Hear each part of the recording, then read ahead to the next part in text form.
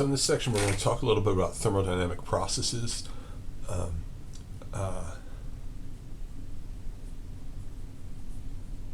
It's really how the system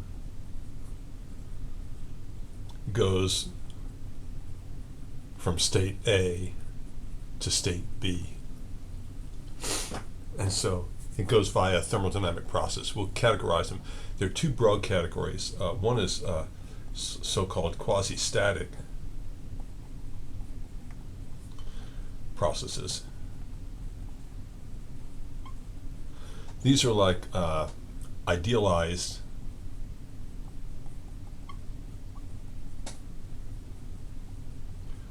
transitions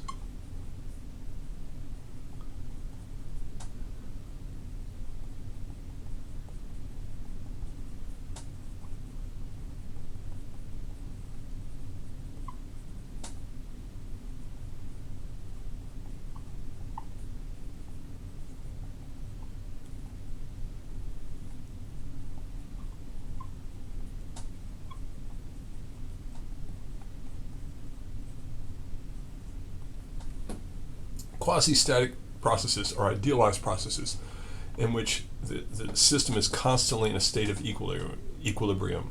This is kind of like analogous to frictionless surfaces and stuff. It's something that you don't really ever get. But if I want to raise the temperature of something and I can do it really rapidly and not know exactly what the intermediate states are, or I could do it really slowly.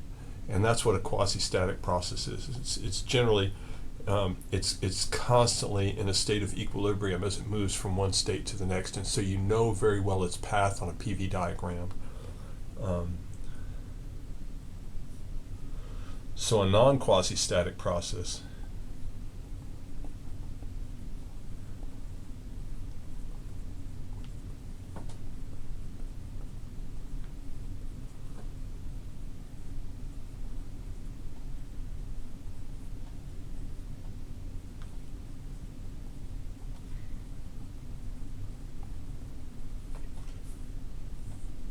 So if I have two states, right, here's pressure and here's volume, and I go from state A to state B,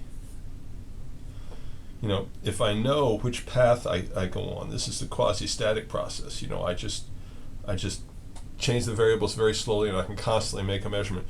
But if I do something really fast, I don't know exactly in between what happened to the pressure or how the volume changed. All I kind of know is that it started here and ended here.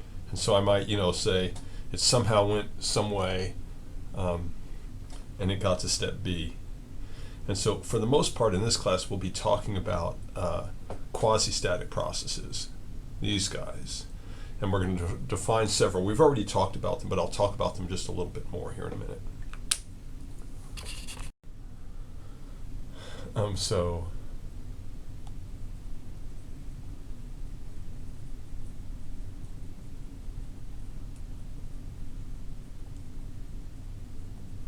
So the ones we'll deal with, if we draw a PV diagram and we go to from A to B, we can take any path we want, right? We've already said that. And this could be a quasi-static process, but we're really going to look at the four we've already mentioned. One is isobaric, which is constant pressure.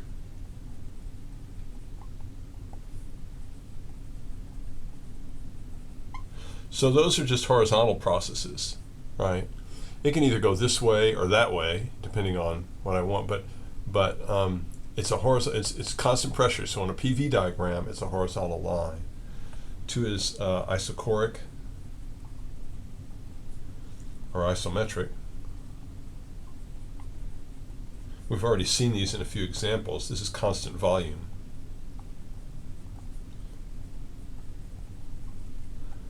Right. And so those are these processes, right? So I could get from A to B using an isometric process here, and then an isobaric process there. That would be one way for me to get from A to B, just as we saw in the previous diagram, where I can do an isobaric and then an isometric. The third one is isothermal.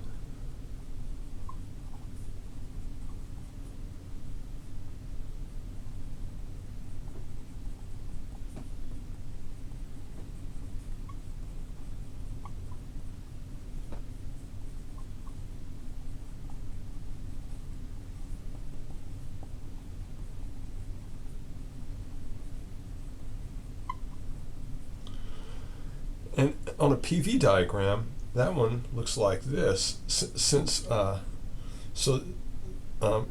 temperature is constant, I can write P is equal to nRT over V. And that means an isothermal process on a PV diagram looks like a hyperbola. And so, like that. Now, 2 points may not match. You can't do an isometric process and end up at the same pressure. And so, but, you know, if we wanted to get from, say, I'll pick say that's an isothermal curve. Here's my A, and here's my B, and this is point C or something like that. If I wanted to get from A to B, I could do an isothermal process to here, and then an isometric process to there if I wanted to, or something like that. And by the way, I didn't say this last time, I don't think, but you know, the work done by a gas going from here to here is always just the area under the curve in a PV diagram. And so the work by the gas is equal to the integral of P dV. And it's always the area all the way down to the curve, all the way down to the axis under the curve, P dV is. This is the pressure, and this is the volume. And so if you integrate that, that gives you the work. And so the work is always the area under a curve. The last one, so 1, 2, 3, we've got one more, and I'm just going to have to erase a little bit here and talk about the last one for a minute. We'll do some examples of these in detail here. The fourth one is adiabatic processes.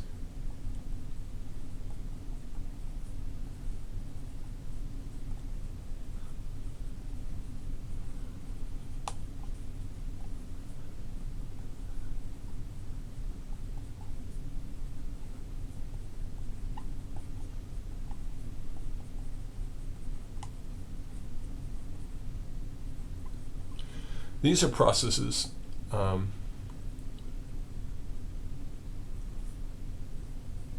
adiabatic processes are processes in which no heat is transferred.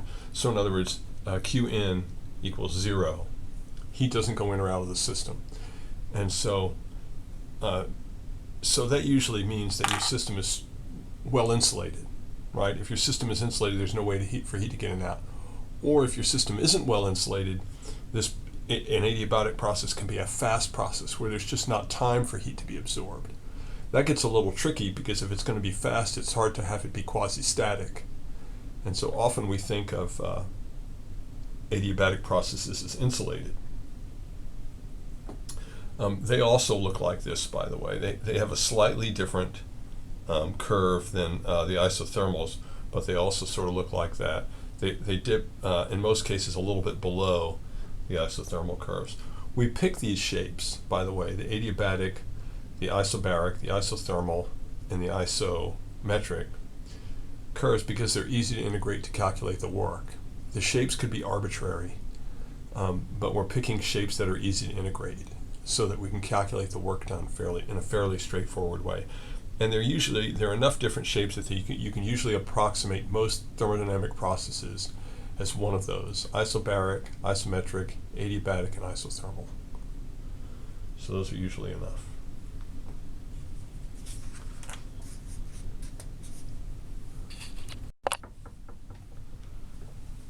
So we're going to talk about heat capacities of an ideal gas. We're going to start by talking about heat capacity at constant volume and heat capacity at constant pressure. So this is the total heat capacity, not the molar heat capacity, and not the specific heat capacity. So if these were solids or something, we would say the heat capacity is, we would just call it the generic heat capacity if this is a solid, right? Because we're not talking about specific volume of pressure. It would be the mass times the specific heat capacity, or the heat capacity is equal to N times the molar heat capacity. In other words, this is the heat capacity of the particular object that we're looking at. And so it's the total heat capacity. It's the specific heat capacity times the mass, or the molar heat capacity times the number of moles in the object. We're going to start with constant volume. Again, we're back talking about gases.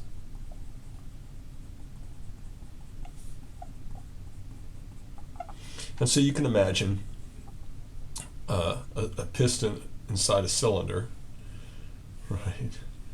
So there's my piston. Here's the bottom of my cylinder, and then I've got a gas trapped in there, right? And I'm just, here's the inside lane, right? I've just got a fixed volume here, and so I'm not allowing the piston to move, and so it's constant volume. And so I can write the first law down. If I write it in differential form, I get dE internal is equal to dQ in minus d work by, if I want, or plus d work on, however you want to say it. This is just a calculus-y way of writing this. In the case of constant volume, no work is done. There has to be a distance moved for work to be done. And so I get just dE, change in internal energy, is equal to the heat capacity, is equal to the heat gain, right? And so what is that? Well, that's just equal to the heat capacity times the change in temperature, right? Q equals MC delta T, right? But this is just my C, and so that's all I get here. I get the heat capacity at constant volume times temperature change, and that's dE internal. Right. And so there are a couple of things to note about this. First of all, the change in internal energy really only depends on a change in temperature. Ultimately, the only thing that the internal energy an ideal gas can do is gain or lose kinetic energy. And so that's so this is true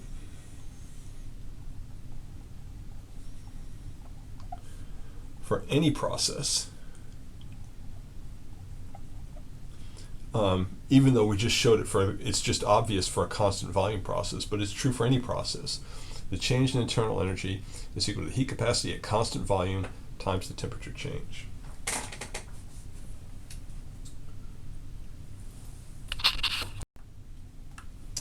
We already showed earlier that the heat capacity at constant volume for an ideal gas is equal to N times D over 2 times R, where D equals the number of degrees of freedom.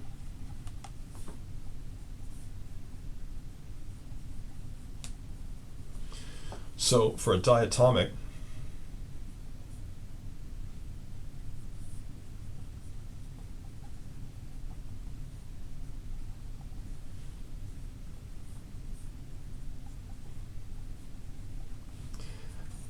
CV is just 3/2 NR, so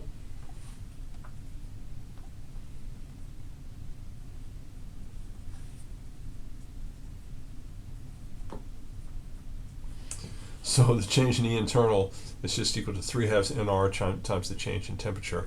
For an ideal this should say monatomic.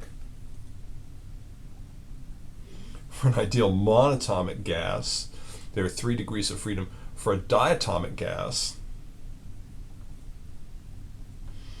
so in this case D equals 5, there are 3 degrees of freedom in motion, and then there are 2 in rotation, this way and this way. This one doesn't count because they're infinitesimally thin, so to speak. And so here we would get CV equals 5/2 NR, or dE internal equals 5/2 NR dt. Again, this is not allowing it to vibrate, just rotate and move. And so that's for a diatomic gas. This is for that's for monatomic gas, for a diatomic gas, for any processes. That's the relationship between the change in internal energy and the temperature. So now we're going to look at constant pressure on the next screen. So we're going to, instead, a minute ago we looked at constant volume processes, and so now we're going to look at constant pressure processes, and we're going to say, look,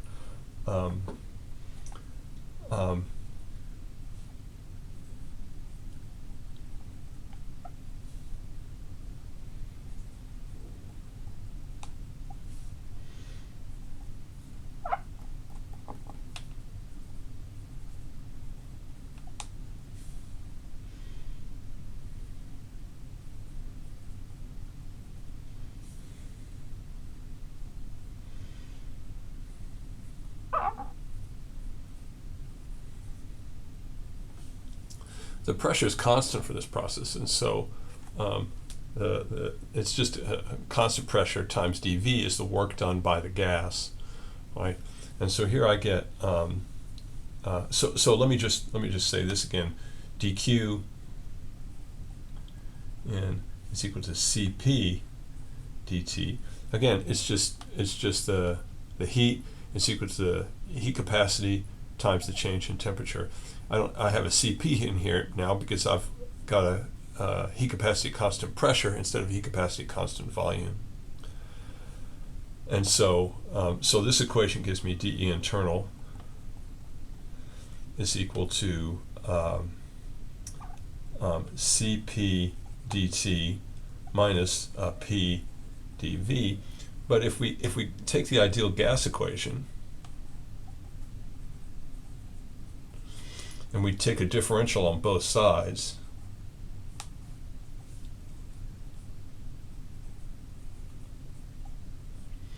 right? The P is constant because it's a constant pressure process. So the left-hand side becomes P dV. The right hand, the N and the R are constant. This just becomes NR dt. And so I get dE internal is equal to Cp dt minus NR dt. Right?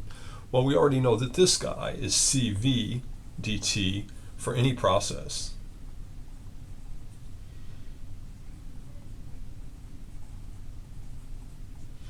And so if I take the dTs out of there, I get Cp is equal to Cv plus Nr, or is equal to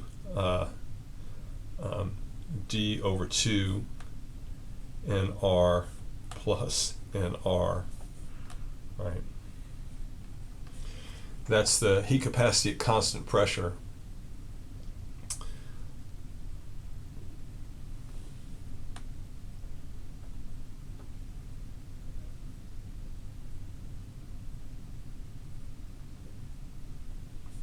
So you can write it either way. So maybe the best way to write it is this way. I don't know. Either one of those is fine.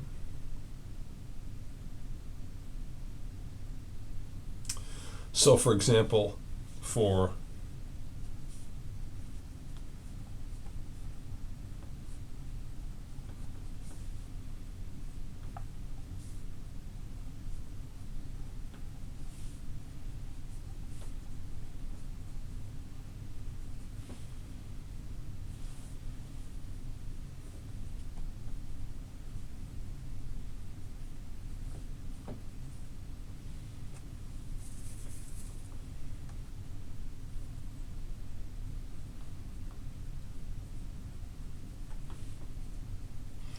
again, 5/2 Nr plus Nr is 7/2 Nr. Again, monatomics is like helium. A rigid diatomic is like nitrogen below the temperature that it allows it to vibrate. That'd be N2 or O2 or something like that. At room temperatures, it's something that can rotate but not vibrate.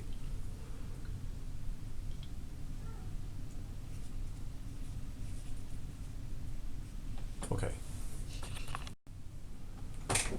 So here's an example. It says for a temperature increase of 10 degrees C at constant volume, what is the heat absorbed by 3 moles of an ideal monatomic gas, right? And so we have dQ is equal to Cv dt, or if I integrate both of those, I get delta Q is equal to Cv delta T, right, which is 3/2. The 3/2 comes from the fact that it's an ideal monatomic gas, right?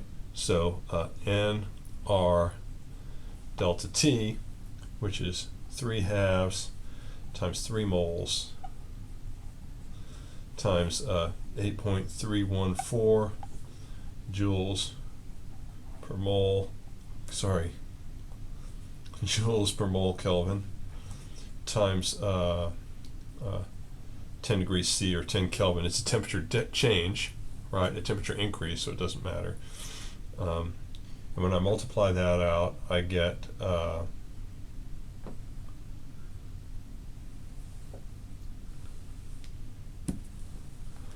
get 374 joules. And so part B asks, what about 0.4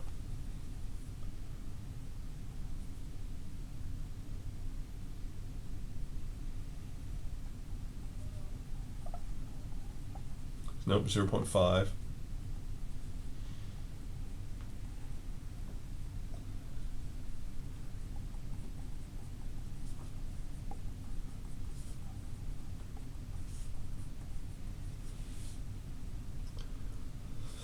Dilute, or it's just sort of the same way of saying ideal. So 0.5 moles of a dilute diatomic gas. It would look very much like that one. I get delta Q equals CV delta T, and so that's equal to, now since it's a diatomic gas, it's 5/2 NR delta T, or 5/2 times 0.5 times 8.314 joules per mole Kelvin times 10 Kelvin.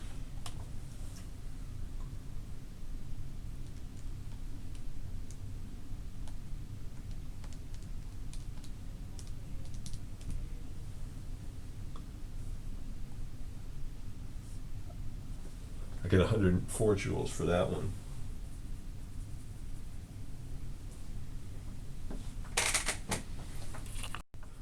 Part C says, what about 1.5 moles of a polyatomic gas?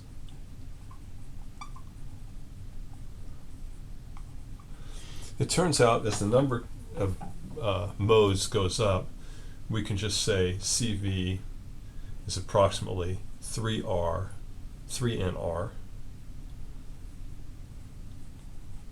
and CP is just NR more than that, so it's approximately 4NR.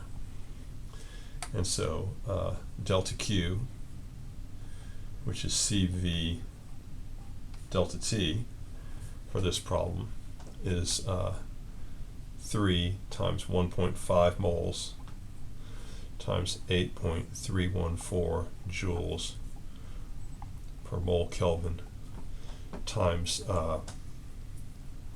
10 Kelvin.